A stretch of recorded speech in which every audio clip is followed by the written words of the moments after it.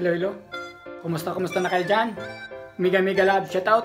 Welcome to my channel, Hulilan Adventure TV. Sa mga di pa nakasubscribe, baka pwedeng maglambing, pakisubscribe at i-click nyo lang yung bell button para updated kayo sa lahat ng mga videos na i-upload ko dito sa aking munting channel. At maraming salamat sa mga nag-support dyan. Alright. Okay.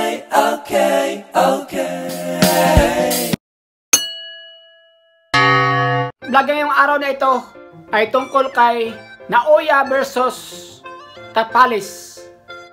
May banat si Bradley kay Tapalis. Ang sabi ni Bradley, hanggang 6 round lang daw si Tapalis kay Naoya Inoue. Real talk lang daw, yun ang sabi ni Bradley. Sa level daw, malayo ang level nila ni Inoue at Tapalis. Ibig sabihin, matutulog lang daw si Tapalis hanggang 6 rounds. Magaling din daw si Tapalis.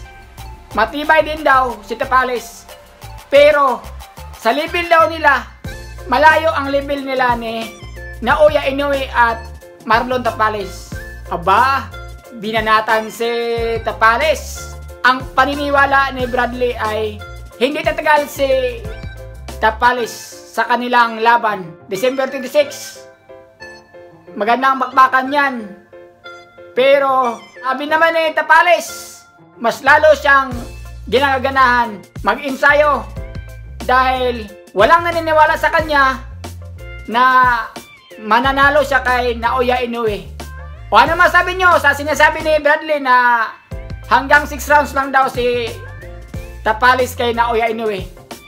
Mag-comment na kayo sa baba at ating babasahin yung mga comment nyo. At maraming salamat. Bye bye.